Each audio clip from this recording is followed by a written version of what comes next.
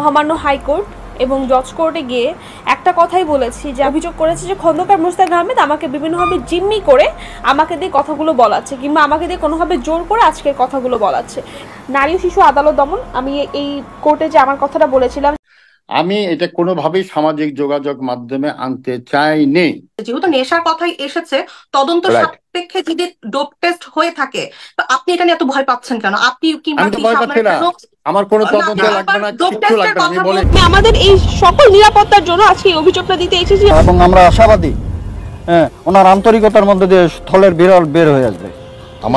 আমার যদি ধরেন গার্লফ্রেন্ড আসে, তাহলে কি আমি, সে যদি বলে যে আমার বয়ফ্রেন্ড নেই, তাহলে কি আমি তারপর কমপ্লেন করবো? দর্শক, আপনারাই বুকে হাত দিয়ে বলেন, এই তিশার যে ডিভোর্স হবে, তার যে সারাসারি বিচ্ছেদ হবে, এটা আমরা আগেই গেস করে নেই, আগে বলি নাই যে এই বিয়েটা টিকবে না। যতদিন পর্যন্ত মোশতাক তাকে দিবে, টাকা দিবে, পয়সা দিবে, অতদিন পর্যন্ত এই বিয়ে থাকবে, তারপর থাকবে না। এটা কিন্তু আমরা আগেই বলে দিয়েছিলাম, এবং তার বাবা মা যেভাবে বলছিল এটা অভিশাপ তো তার উপর আছে, সে কিভাবে সুখী হতে পারে। দর্শক, ঘটনা যেন অন্যভাবে ঘটে গেল নতুন ভাবে। দর্শক, আজকের ভিডিওটা খুবই চাঞ্চল্যকর ভিডিও, যেটা গত 1 বছর আগের ঘটনা, কিন্তু 1 বছর পর গিয়ে আসলে কি ঘটনা ঘটছে। চলুন আমরা সরাসরি ভিডিওটি দেখলেই বুঝতে পারবো, না টেনে সম্পূর্ণ ভিডিওটি দেখতে পারবেন। চলুন ভিডিওটি দেখা যায়। শাস্তি হওয়া দরকার। আচ্ছা,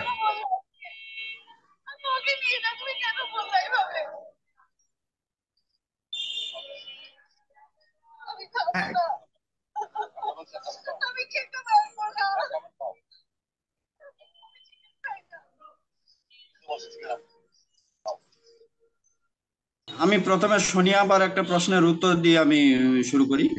সোনিয়া আপা বললেন যে আপনার মেয়েকে ব্ল্যাকমেইল করতেছে, ইয়ে করতেছে, কিন্তু আপনি তখন কেন কোনো অ্যাকশন নিলেন না? আসলে ব্ল্যাকমেইল প্রথমে সে কুপ্রস্তাব দেয়, আমরা সেইটার বিরুদ্ধে আমরা প্রিন্সিপালকে অবহিত করি, কিন্তু তারপরে থেকে যখন ব্ল্যাকমেইলের পর্যায়ে চলে গেছে, তখন আমাদের মেয়ে আর আমাদেরকে বলে নাই, বলতেছেন না কিছু হয়নি, আর আর আর আর আর ডিস্টার্ব করতেছেন, মানে এরকম মানে আমার আরেকটা প্রশ্ন আপনার কাছে, সেটা হচ্ছে প্রিন্সিপাল এখন কি কন্ডিশনে আছে? উনি কি ওখানে এখন মানে সাইন করেছেন, নাকি ওনাকে সাসপেন্ড বা কিছু করা হয়েছে? বলতেছি, আমি মামলা করার পরে আমি যখন প্রিন্সিপালকে আসামি করছি, মুস্তাককে 1 নম্বর আসামি, প্রিন্সিপাল 2 নম্বর আসামি, তখন তখন জনসাধারণের চাপে, অভিভাবকদের চাপে ওই মুস্তাকও পদত্যাগ করছে, প্রিন্সিপালের মেয়াদ ছিল অনলি চাকরির 22 দিন। অভিভাবকরা বলতেছে কাল আজকের মধ্যে পদত্যাগ করা লাগবে, না হলে গোটা 3টা ব্রাঞ্চের গোটা স্কুলে গেটে তালা ঝুলবে। তখন উনি পদত্যাগ করছেন। ওকে, থ্যাংক ইউ। আমি আমি সোনিয়া আপা, একটু প্লিজ আমাকে সুযোগ দেন। আমার মেয়েকে, আমার আইডিয়াল স্কুলের পোশাক হলো সাদা সালোয়ার কামিজ এবং ওড়না। হ্যাঁ, আমার মেয়েকে কলেজে যাওয়ার পথে রাস্তা থেকে মুস্তাক কিডন্যাপ করে নিয়ে হোটেলে গেছে। হোটেলে গিয়ে জামা কাপড় সব ফুলায় মেয়েদের কামিজের নিচে যে একটা সাদা পোশাক থাকে সেইটু বসে পরে আছে, এবং আমার মেয়েকে খাদ্যের সাথে চেতনানাশক ওষুধ খাওয়াচ্ছে। আমার মেয়ে খাবে না কিছুতেই। তার ভিডিওটা আমি আপনাকে দেখাচ্ছি।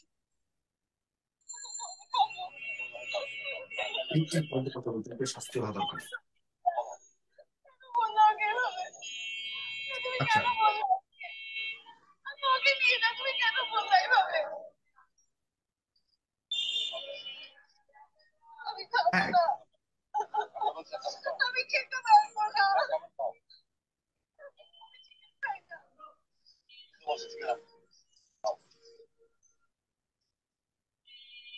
এই ভিডিও কি মানে আপনার বিয়ের আগে নাকি পরে? এটা বিয়ের আগে। আচ্ছা, এটা তো এনাফ প্রমাণ আমি মনে করি যে খন্দকার মোশতাক এখন বাহিরে ঘুরছে কিভাবে আমি জানি না, আসলে মনে হয় তার ক্ষমতার হাত অনেক বড়। কারণ আপনার কিন্তু এখানে ঘটনা আছে, এখানে ঘটনা আছে। আমি যদি ভুল না করি, তিশার কণ্ঠ যেটা, রাইট? তিশার কণ্ঠ না এটা, নাকি? তিশাই তো কান্না করছে। তিশা কিন্তু তুমি করে সম্বোধন। তার মেয়ে যে বান্ধবী বানাইছে, তার মেয়ের বান্ধবী না, মোস্তাকের মেয়ের বান্ধবী যে। হ্যাঁ, তার মানে কি তিশার সাথে মানে সম্পর্কটা স্বাভাবিক ছিল কিনা, প্রেম হোক বা যেটাই হোক, মোস্তাকের মেয়ে তো এর বান্ধবী বানাইছে মোস্তাক। আচ্ছা। হুম। হ্যাঁ। তো এই ঘটনা আপনি বলছেন এটা ঘটিয়েছে, মানে জোর করে নিয়ে গেছে তাকে তার কোথাও, মানে রাইট, হ্যাঁ, নিয়ে গিয়ে। রাইট। হ্যাঁ, বুঝতে পেরেছি। আচ্ছা, যা বলতে চাচ্ছিলেন বলেন। হ্যাঁ। এই দেখেন, আমার আমার মেয়ে বলতে বিষ বিষ বিষ খাওয়া, পারলে পারলে বিষ খাওয়া। মানে কি কি জন্য ধরে নিয়ে গেছে, আর আপনার মেয়ে আসলে কি করতে চাচ্ছে না এই বলে জোর, এমন কোনো কিছু বলার হোটেলে মতো হলে বলতে পারেন। হ্যাঁ। চেতনানাশক ওষুধ খাওয়ানোর পরেই তো বুঝেন দিয়ে আর কি জন্য সে নিয়ে গেছে। সে খাদ্যের সাথে চেতনানাশক ওষুধ খাওয়ার পরে তো আর বলার প্রয়োজন নাই যে কি আচ্ছা, কি কি জন্য তাকে নিয়ে মানে গেছে। খারাপ উদ্দেশ্যে নিয়ে গেছে আপনি বোঝাতে চাচ্ছেন, জি। এই অনৈতিক উদ্দেশ্যে নিয়ে গেছে, জি। হ্যাঁ, এরপর আরো কয়েকটা প্রশ্ন ছিল, এখন কথা হলো আরো কয়েকটি প্রশ্ন, তো দর্শকরা অনেক প্রশ্ন করছে, আপনি আপনার কথাগুলি বললে আমি কয়েকটি প্রশ্ন করে আপনাকে ছাড়বো, বলুন। জি, সাইফুল ইসলাম, আপনার আর কোনো, যেমন প্যানেল থেকে আরো হ্যাঁ, কয়েকটা আমার কিন্তু আমার প্রশ্ন আমার পেয়েছি। আমার বক্তব্য হলো যে এই যে প্রথম আলোতে যে রিপোর্টটা আছে, প্রথম আলো একটা বহুল জাতীয় দৈনিক পত্রিকা, পত্রিকায় আসলো যে সে বহু মেয়েকে যৌন নিপীড়ন করছে। তারপরে কেন উম, ইয়ে, প্রশাসন পুলিশ বাদী হয়ে মামলা করে তার আকে আইনের আওতায় নিল না? এক। দুই নাম্বার, সে ভর্তি বাণিজ্যের সাথে জড়িত সেটাও আছে, সে দুর্নীতি দমন কেন নীরবতা পালন করলো, কি কি কারণে? এখন একজন একটু আমি একটা প্রশ্ন করতে চাই, আপনি কি আপনার এই প্রুফ গুলো আপনার তদন্তকারী যে কর্মকর্তা ছিল তার হাতে কি দিয়েছেন, বা তার কোর্টকে আপনি তার তার তার সাবমিট করেছেন? সোনিয়াপা, আমি একটু শেয়ার করি। আমরা সবকিছু ডকুমেন্টস ওদেরকে দিছি।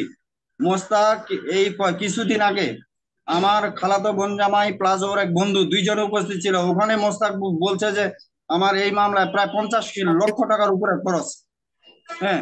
তো এখন আহ, আহ, ইয়ে হলো, আগে জানতাম যে প্রশাসনের হাত অনেক লম্বা, সেখানে ধর্ষকের হাত যদি প্রশাসনের থেকে বেশি লম্বা হয়ে যায়, তাহলে তাহলে আমরা কোথায় যাব? আমরা কোথায় যাব? জি। আমার একটা আপনার প্রশ্ন সাথে ছিল। কি, আপনারা কি আচ্ছা, যোগাযোগ আমি করছেন? এই একটা সাগর ভাই, ইন্টারেস্টিং আমি প্রশ্ন একটু এখনো করিনি, ইন্টারাপ্ট গুরুত্বপূর্ণ করছি। একটা প্রশ্ন এখনো করিনি। হ্যাঁ, সোনিয়া সাগর ভাই, করবেন। আমি একটু ইন্টারাপ্ট করছি, ওনার তদন্তকারী কর্মকর্তার নাম কি? আমি এটা একটু জানতে চাচ্ছিলাম, মানে আহ, ওনার নাম হলো আচ্ছা, ওটা ওটা আমার কাছে মনে হয় আমরা পরে জেনে নিব, আমরা পরে জেনে নিব, আমরা অফলাইনে জেনে নিব ডেফিনেটলি। ওখান থেকে আপনি আরো ইনফরমেশন, আপনি সহযোগিতা, আপনি একজন আইনজীবী, সহযোগিতা করতে চাইলেও করতে পারবেন যদি করার কোনো সুযোগ থাকে। আপনি কি সরাসরি মোশতাক আহমেদের সাথে যোগাযোগ করবার চেষ্টা করেছেন, বা মোশতাক আহমেদ কি আপনার সাথে যোগাযোগ করবার চেষ্টা করেছে? পারিবারিক ভাবে কি আপনারা এই বিষয়টি নিয়ে কথা বলবার চেষ্টা করেছেন একে অপরের সাথে? একজন র্যাপারের সাথে আমাকে কথা বলতে হবে? আমার জীবন থাকতে একজন র্যাপারের সাথে কথা আমি বলতে পারবো না। আমি আমি মরার পরে আমার লাশটা যেখানে দাফন করে করবে, কিন্তু আমি জীবিত থাকতে একজন র্যাপারের সাথে আমি কথা বলতে পারি না। যে না মেয়ে মানে আপনার তো একজন মেয়ে, আপনাকে আপনার মেয়ে, আপনি তো বলছেন আপনার মেয়েকে আপনার রেপার বলুন, ধর্ষক বলুন, আপনার ভাষায় যে জোর করে নিয়ে গেছে, সেখানে আপনি মনে করেন যে আপনার মেয়ে এখনো নিষ্পাপ বা তখনও নিষ্পাপ ছিল। আপনার নিষ্পাপ মেয়েকে আপনি ফিরিয়ে আনতে কি তার সাথে যোগাযোগ করেছিলেন কিনা, সেই ভাবে যদি জিজ্ঞাসা করি। আমি আইনানুগ ব্যবস্থা নিয়েছি, আমি আইনগতভাবে আগাচ্ছি। আমি আমি আর কি করতে পারি? কিন্তু তাকে আপনাদের তাকে আপনাদের এই অবস্থানগুলিকে সবসময় ডিক্লাইন করে এসছে জনাব মোশতাক সাহেব। তিনি বলেছেন না, সে তিশা আমার সাথে স্বাভাবিক সম্পর্ক করে এসছে এবং স্বাভাবিক সম্পর্ক এখন পর্যন্ত বলবৎ রয়েছে, তার ইচ্ছাতে এসছে। সেখানে সেটা কি মানে, হ্যাঁ, সেটা তিশার স্টেটমেন্টেই তো তার এই প্রশ্নের হ্যাঁ, সেটা উত্তর। সেটা বলেছেন, কিন্তু মোশতাক আহমেদ কি পারিবারিক ভাবে বা নিজে কখনো আপনাদের সাথে যোগাযোগ করে তিশার অবস্থানকে বোঝাবার বা ইয়ে করবার চেষ্টা করেছে কিনা? আজকে আপনার কি তিশাকে যে ব্ল্যাকমেল করেছে আপনি বলছেন, আপনি হুম, তিশা বাবা হিসেবে তিশাকে ওই ব্ল্যাকমেলের ওই জায়গা থেকে উদ্ধার করবার চেষ্টা করেছেন কিনা নিজের নিজস্ব ভাবে? আইনি প্রক্রিয়া তো সেটা লম্বা একটা প্রক্রিয়া, ভিন্ন বিষয়, কিন্তু আপনি হুম। যে চেষ্টা করেছেন কিনা, সেখানে কি আপনাকে মোশতাক আহমেদ এলাও করেছে কিনা, আপনার সাথে কথা আমার বলতে চেয়েছে? আমার আমার আমার এক খালাতো বোন জামাই আছে, মোস্তাকের বন্ধু আছে, তাদেরকে আমি বলছি যে তিশাকে ওই তৌহিদ নাম তার, সেই বন্ধু মোস্তাকের বন্ধু তৌহিদ বলছে যে মেয়েটার জীবনটা নষ্ট না করে, মেয়েটার যে ক্ষতি করছেন, কিছু ক্ষতিপূরণ হিসাবে কি দিবেন সেটা বসেন, বসে করে মেয়েটাকে মেয়ের বাবার কাছে ফিরা দেন, যে মেয়েটার জীবনটা ধ্বংস করিয়েন না। হ্যাঁ। হুম। কিন্তু সে কোনো কোনো কিছুতে সায় দেয়নি। যে এটা তার বক্তব্য। আমি বলছি যে আমি আইনগতভাবে যা করতে পারবো, আমার আইনে যা করার এখন আইনগতভাবে। যদি আপনার মেয়ে আপনার কাছে আবার ফিরে আসতে চায়, আপনার অবস্থান কি হবে? আমি আমি আমার আমার কি- আমার আমার মেয়ে যদি, আমার দরজা খোলা, আমার মেয়ে আমার কাছে ফিরে আসলে আমি মেয়েকে জড়াই দিব। দর্শক, প্রতিবেদনটি দেখার পর আপনাদের কি মন্তব্য সেটা আমাদের কমেন্টে জানিয়ে দিন। এবং তিশা মুস্তাক জুটি খুব ভালোভাবে তারা সংসার করছেন, তবে তাদের এই সংসারে যেন কোনো রকম ফাটল না আসে। আমরা আশা করব যে তাদের কিং মুস্তাক ভাইয়ের আসলে দীর্ঘায়ু কামনা করি, তার হায়াত আল্লাহ রাব্বুল আলামিন আরো বাড়িয়ে দিক এবং তাদের সংসারকে সুগমে করে দিক। এবং এই ব্যাপারগুলো সোশ্যাল মিডিয়াতে অনেক বেশি ভাইরাল হচ্ছে এবং বিভিন্ন জন বিভিন্ন ভিডিও তৈরি করছে। আসলে নতুন করে কোনো ঘটনা আসে নাই, তারা খুব সুন্দরভাবে আসেন। আর এই ব্যাপারগুলো আপনাদের কি মন্তব্য সেটা আমাদের কর্মসূচি দিন। আজকে ভিডিও পর্যন্তই, আল্লাহ হাফেজ।